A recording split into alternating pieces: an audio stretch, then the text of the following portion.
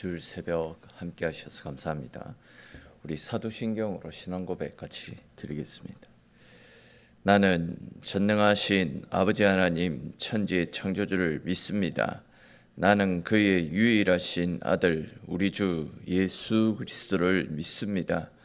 그는 성령으로 잉태되어 동정녀 마리아에게서 나시고 본디오 빌라도에게 고난을 받아 십자가에 못 박혀 죽으시고 장사된 지 사흘 만에 죽은 자 가운데서 다시 살아나셨으며 하늘에 오르시어 전능하신 아버지 하나님 우편에 앉아 계시다가 거기로부터 살아있는 자와 죽은 자를 심판하러 오십니다.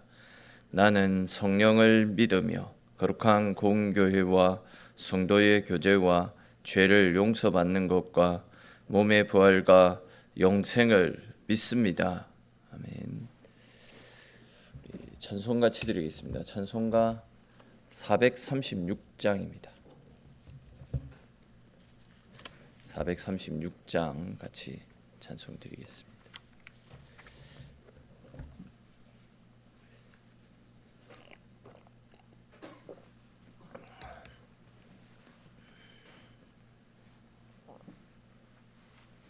(436장) 찬송 드리겠습니다. 나 이제 주님의 새 생명 얻은 몸 옛것은 지나고 새 사람이로다. 그 생명 내 맘에 강같이 흐르고 그 사랑 내게서 해같이 빛난다. 영생을 누리며 주 안에 살리라. 오늘도 내일도 주 함께 살리라. 주 안에 감추인 새 생명 얻으니 이전에 줬던 것 이제는 값없다.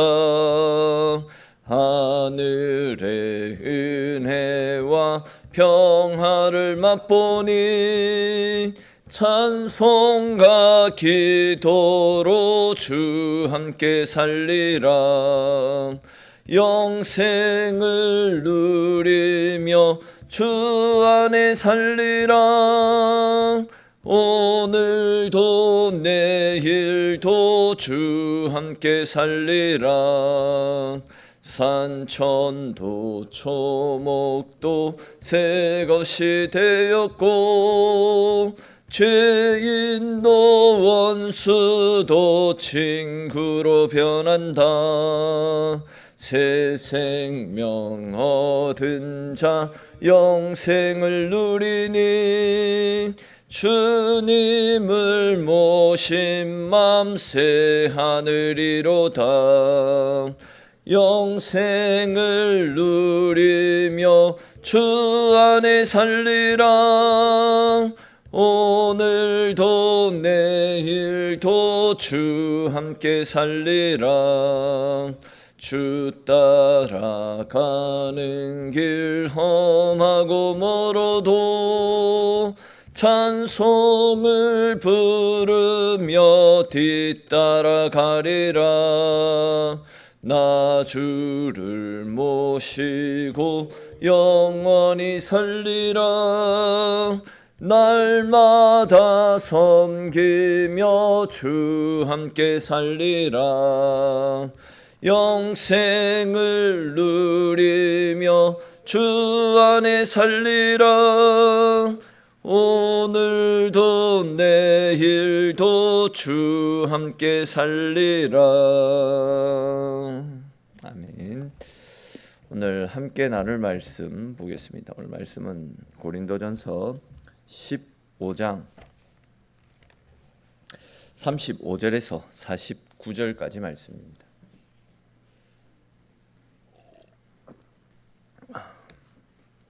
15장 35절에서 49절까지 말씀 한 절씩 읽고 49절은 같이 읽겠습니다.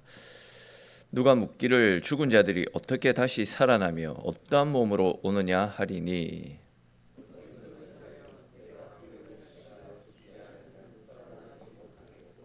또 내가 뿌리는 것은 장래의 형체를 뿌리는 것이 아니요 다만 밀이나 다른 것의 알맹이 뿐이로되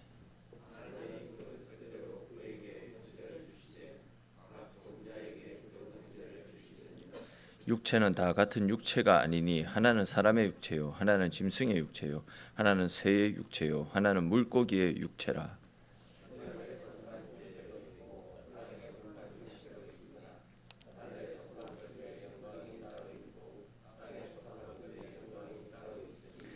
해의 영광이 다르고 달의 영광이 다르며 별의 영광도 다른데 별과 별의 영광이 다르도다.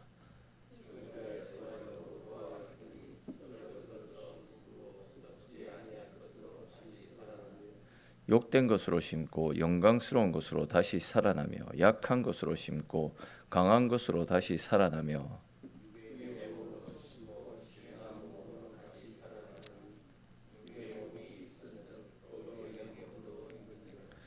기록된 바 첫사람 아담은 생령이 되었다 함과 같이 마지막 아담은 살려주는 영이 되었나니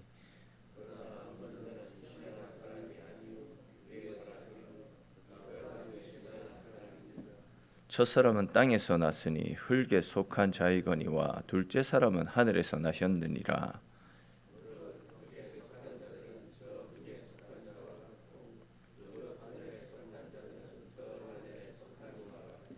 같이 읽겠습니다. 우리가 흙에 속한 자의 형상을 입은 것 같이 또한 하늘에 속한 이의 형상을 입으리라. 아멘.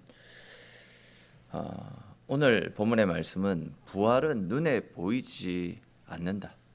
그래서 내가 믿을 수 없다. 즉 부활은 상식적으로 납득할 수 없는 일이기 때문에 부활을 믿을 수 없다라고 말하는 사람들을 향해서 그 해답을 던져주고 있는 말씀입니다. 먼저 35절 말씀 보시면 누가 묻기를 죽은 자들이 어떻게 다시 살아나며 어떠한 몸으로 오느냐 이렇게 말씀을 하고 있습니다. 이 말씀이 무슨 이야기입니까? 한마디로 말하면 죽은 자가 어떻게 다시 살고 그리고 그렇게 다시 산다라고 했을 때 그 육신이 어떤 모습으로 다시 사느냐, 어떻게 다시 부활을 하느냐, 어떤 모습으로 부활을 하느냐 이런 질문입니다. 이러한 질문에 대한 해답을 36절 이후에서 쭉 말씀하고 있는데 바울은 이 부활을 믿지 않는 사람들을 향해서 부활을 이상하게 생각하지 말라 그렇게 말을 하면서 어떤 비유를 들어서 설명을 합니다. 우리들은 그 땅에 씨를 뿌릴 때에 어떤 형체를 보고 씨를 뿌리는 것이 아닙니다. 무슨 이야기냐면 우리는 그 배추를 먹기 위해서 배추를 땅에 심는 것이 아니라 배추와는 전혀 다르게 생긴 어떤 씨앗들을 땅에 심지 않습니까? 그 씨앗을 저 같은 사람들은 보여주면 거기에서 배추가 나는지 뭐가 나는지 모릅니다. 그것이 씨앗인지도 제대로 알지 못할 것입니다. 근데 이제 그 씨앗을 심으면 어떤 신비한 원리에 의해서 그것이 자라면서 배추가 되어지는 것입니다. 그러니까 이제 그 씨앗이 물을 먹고 햇빛을 받아 시간이 지나면서 배추로 자라게 된다라는 거죠. 또 과일의 씨를 뿌렸더니 그것이 뿌리를 내리고 또 그 뿌리가 올라와서 나무가 되고 그 나무에서 열매를 맺게 되는 겁니다. 작은 씨를 뿌렸는데도 그것이 자라가지고 큰 나무를 이루고 또 그 속에서 열매가 나오는 것, 이 굉장히 신비스러운 일 아닙니까? 아까도 말씀을 드렸듯이 작은 씨를 뿌렸는데 그 속에서 뭔가 알 수 없는 신비로운 것에 의해서 뿌리가 나고 줄기가 올라와서 그 속에서 열매가 맺는 것, 굉장히 신비스러운 일이다라는 거죠. 근데 우리가 이 신비스러운 현상들을 우리가 설명을 할 수 있습니까? 왜 이렇게 되어지는지 그 원리들을 하나하나 다 알고 또 설명을 할 수 있겠습니까? 이런 일련의 과정들은 우리가 수업 시간에 배워서 머리로는 알고 있습니다. 그리고 씨를 뿌렸더니 나무가 나는 거, 이것도 우리가 눈으로 봐서 알고는 있지만 씨가 뿌리를 내리고 또 그것이 자라가지고 나무가 되고 열매를 맺는 그 모든 과정들이 왜 어떤 이유로 그렇게 이루어지고 있다라는 것은 우리가 정확하게 알고 있지 않습니다. 설명도 잘 못할 겁니다. 도저히 불가능한 일이다라고 생각합니다. 또 우리 캐비어라고 하는 상어 알이 있지 않습니까? 근데 이제 그 작은 알 속에 있는 어떤 생명체가 그 알을 뚫고 나와 가지고 엄청나게 큰 상어가 되는 거, 이 신비로운 일도 한번 생각을 해보십시오. 이게 그냥 알고 있는 우리의 상식으로서는 어떻게 설명을 하기 어려운 일입니다. 동물의 영역에도 식물의 영역에도 우리가 논리적으로 설명할 수 없는 신비스러운 현상들이 너무나도 많이 일어나고 있지 않습니까? 그러나 우리는 과학이 그렇게 말을 하고 있으니까, 또 지나온 어떤 역사 속에서, 지구의 역사 속에서 그런 일들이 계속 되풀이 되어졌기 때문에 우리는 그냥 그런가 보다, 아무런 의심 없이 저기 신비하다라는 그런 큰 생각은 가지지 않고 그냥 나타나는 현상 속에서 자연스럽게 그것을 받아들이며 살아가고 있습니다. 사실 땅에 씨를 뿌리면 싹이 나고 열매를 맺는, 어쩌면 너무나도 평범하고 일상적인 그런 현상들은 진짜 신비스럽고 놀라운 일들입니다. 우리가 어떻게 이 신비스럽고 놀라운 일들을 설명할 수 있겠느냐라는 겁니다. 근데 이제 바울은 부활 역시도 이처럼 신비한 일이다, 이런 이야기를 합니다. 사도 바울에 의하면 부활이란 약한 우리의 육신이 우리가 상상할 수도 없는 강한 것으로 다시 사는 것이다, 이렇게 이야기합니다. 또한 썩어 없어질 육신으로 신고 영원한 것으로 새롭게 일어서는 것을 부활이라고 소개를 하고 있습니다. 그러니까 이제 쉽게 표현해서 부활은 우리가 상상할 수 없고 우리가 이해하기도 힘든 아주 특별한 방법으로 우리의 모든 것이 완전히 탈바꿈되어지는 것, 이것이 부활이라고 이야기합니다.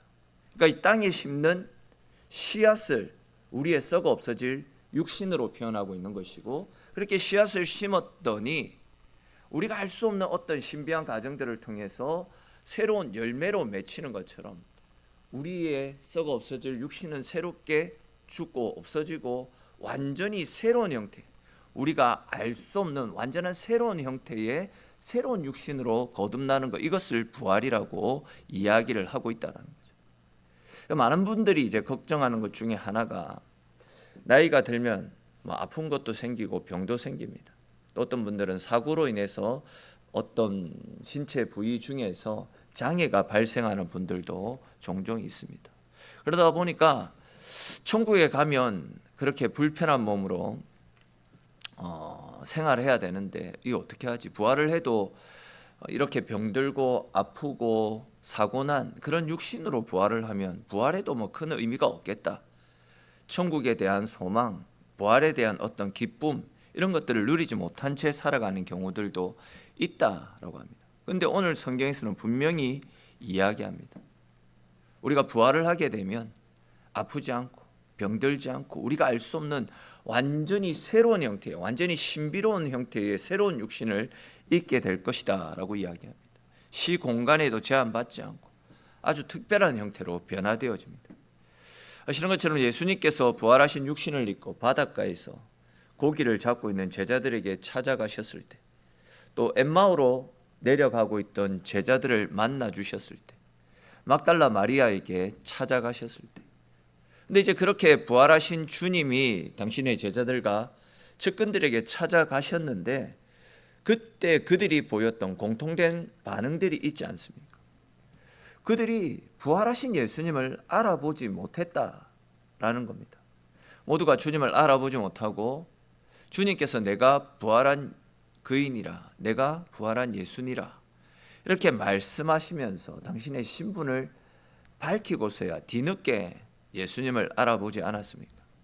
부활하신 주님은 이 땅에 사실 때 입고 계셨던 육신과는 다 완전히 다른 새로운 육신을 입고 계셨기 때문에 그들이 예수님을 알아볼 수 없었을 것입니다.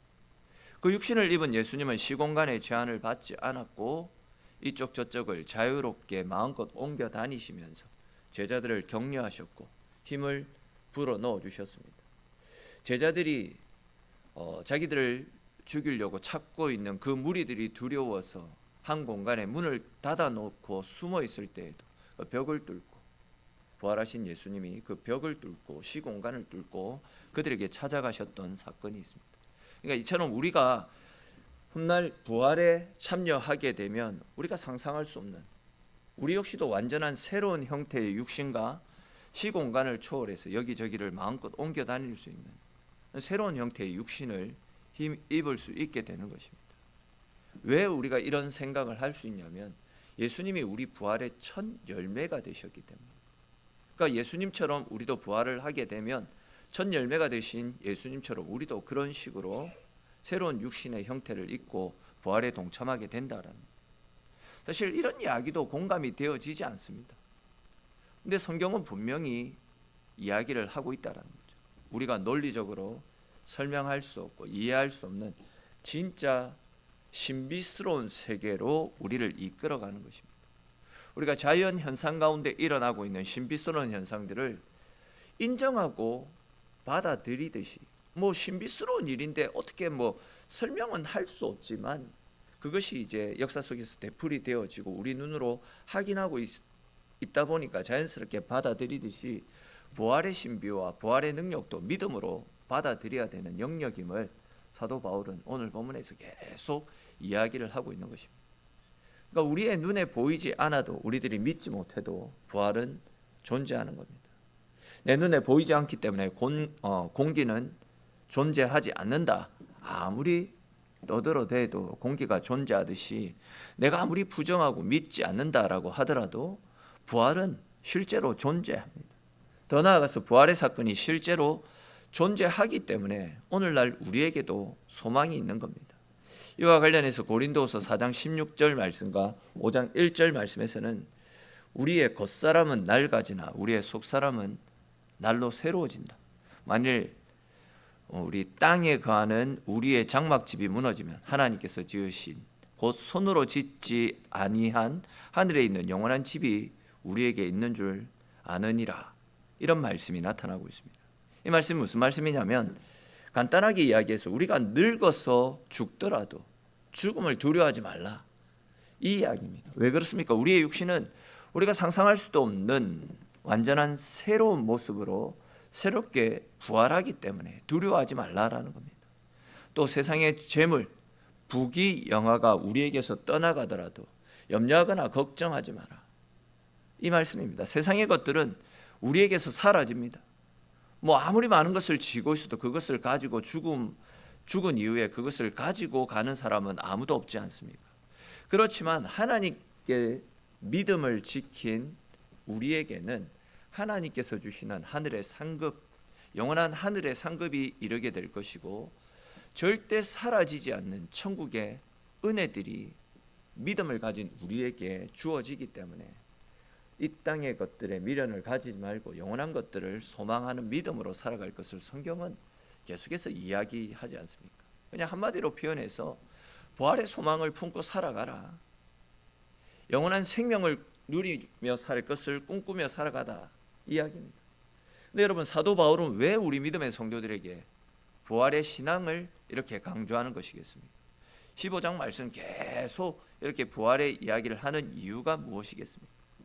그 많은 사람들이 예수 그리스도를 믿으면서 부활의 신앙이 없기 때문에 조금만 어려움이 찾아와도 신앙을 포기하고 하나님을 떠나가는 사람들, 또 예수님을 믿으면서도 육신의 쾌락을 벗어 던지지 못한 채 육신의 쾌락에 빠져 죄를 지으며 살아가는 사람들에게 참 소망이 무엇인지, 우리가 진짜 무엇을 꿈꾸며 살아가야 되는지를 가르쳐 주기 위해서 이렇게 계속해서 부활에 대해서 이야기를 하고 있는 것입니다. 여러분, 우리에게는 우리를 위해서 십자가에서 죽어주셔서 우리를 대속하여 주신 예수 그리스도의 십자가 사랑이 있습니다. 근데 이제 십자가는 끝이 아닙니다. 부활이고 영광으로 이어지는 은혜의 통로가 이 십자가입니다. 고난이 없는 것이 좋은 것은 아니다라고 했습니다. 십자가의 끝에 있는 영광스러운 풍성한 미래를 바라보면서 고난을 참고 이길 때에 부활하신 주님과 더불어 우리 역시도 영원한 천국의 생명이 주어지게 되는 것입니다. 십자가가 없는 평안의 길은 죽음의 길로 가는 유혹일 수 있습니다. 외롭고 힘들어도 주님께서 걸어가신 그 십자가를 바라보면서 십자가의 삶을 살아갈 수 있어야 됩니다. 그 십자가의 끝에 부활의 영광에 참여하는 하나님의 은혜가 주어지게 되는 것입니다. 사단은 계속해서 우리에게 눈에 보이는 것이 전부라고 유혹합니다. 내 생각대로 내가 예상하는 대로 일이 풀려가는 것이 은혜다라고 이야기합니다. 그러면서 눈에 보이는 것이 없고 내 예상이 빗나가면 우리를 깊은 절망 속으로 빠뜨려가는 것이 사탄이 하는 일입니다. 그런데 주님이 주시는 참 소망이란 있을 수 없는 것에서 다시 살아나고 다시 회복되어지는 겁니다.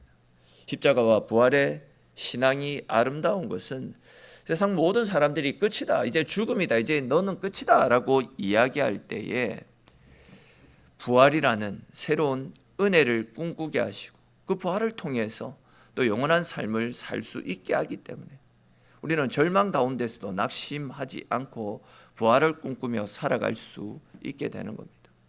십자가의 주님을, 부활하신 나의 주님을 나의 반석으로, 나의 요새로 삼고 살아가는 사람들은 절대로 흔들리지 않고 요동치 않습니다. 누가 뭐라 하더라도 우리의 소망은 부활하신 예수 그리스도, 그분이시기 때문에 우리는 죽음의 절망 앞에서도 낙심하거나 좌절하거나 두려워할 필요가 없는 것입니다. 내가 절망 가운데 있을 때에, 내가 생명의 위협을 느낄 때에 우리를 그런 절망과 생명의 위협으로부터 건져주시기 위해서 우리 주님께서 십자가를 지셨습니다. 그리고 그 십자가를 통해서 우리를 죄와 사망의 권세로부터 건져주셨습니다. 또한 십자가를 통해서 우리에게 부활에 이르게 하심으로 우리 모든 믿는 자들에게 부활의 소망을 가져다 주셨습니다. 그러므로 여러분, 어떤 상황 가운데서도 끝까지 우리 주님을 붙잡고 주님을 삶에 모시고 주님과 함께하는 믿음의 삶을 살아가십시오. 언제나 주님께 시선을 고정하고 주님을 위한 믿음의 삶을 살아가십시오. 이 세상에서의 잠시 잠깐의 수고와 고통은 진짜 잠시 잠깐이지만 끝까지 믿음을 지킨 자들에게는 하늘의 은혜와 축복이 임하게 될 것입니다. 이런 믿음을 가지고 언제나 우리의 부활의 소망이 되신 그 주님 바라보며 끝까지 주님 붙잡고 날마다 믿음으로 주님과 함께하는 삶을 살아가시는 저와 여러분들이 되시기를 주님의 이름으로 축원합니다. 기도드리겠습니다. 하나님, 오늘 이 새벽도 주의 백성들 불러주시고 주님 주신 말씀과 기도로 오늘도 하루를 열어갈 수 있도록 은혜 베풀어 주셔서 주님 고맙고 감사를 드립니다. 주님, 사도 바울을 통해서 우리에게 들려주신 말씀처럼 우리 모든 사람들에게는 부활에 참여하게 되는 하나님의 은혜와 영광이 주어지게 될 것입니다. 주님, 이런 부활의 소망을 간직하고 죽음의 두려움 앞에서도 절망의 순간 가운데에서도 낙심치 않고 우리에게 허락하여 주실 영원한 생명, 영원한 천국을 꿈꾸는 믿음 가지고 언제나 주님 앞에서 주님을 의지하고 주님과 함께하는 삶을 살아갈 수 있도록 주님 함께하여 주시옵소서. 하나님, 오늘도 부활의 소망을 간직한 주의 백성들이 기도함으로 하루를 열어가기 위해 또 주님의 자리에 나왔습니다. 기도하며 하나님을 찾을 때에 오늘 하루도 힘주시고 은혜 베풀어 주셔서 우리의 힘과 우리의 수고와 우리의 노력이 아니라 하나님 주시는 힘과 능력 가지고 오늘도 세상 속에서 승리하며 하나님의 은혜 가운데 가는 우리네 하루가 되어지도록 주님 함께하여 주시옵소서. 오늘도 기도하며 하나님 찾을 때에 또 우리의 소원에 응답하시는 그 신 하나님의 사랑을 누리는 귀한 시간 되어지기를 소망하옵고 모든 말씀 살아계신 우리 주 예수님의 이름으로 기도드립니다. 아멘.